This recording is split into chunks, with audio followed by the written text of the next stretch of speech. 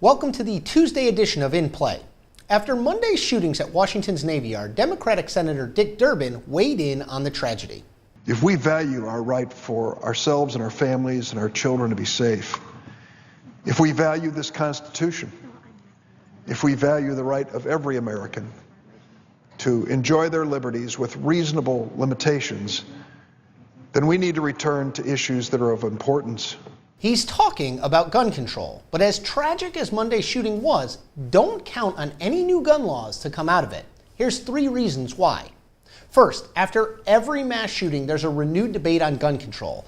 Wall-to-wall media coverage combines with a period of national outrage and mourning to spur Democrats and pro-gun control groups into action.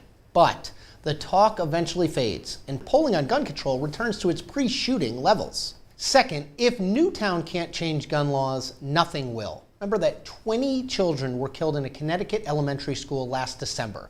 Congress failed to pass any meaningful gun control legislation in the wake of that shooting. That means no assault weapons ban, no expanded background checks. The president's anger at the time was obvious.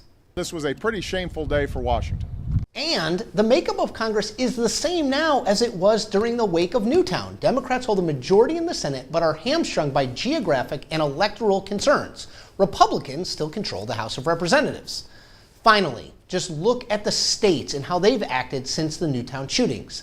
At least 16 states from Maine to Mississippi passed all kinds of laws loosening gun restrictions, from wider concealed carry permits to new privacy protections for gun owners.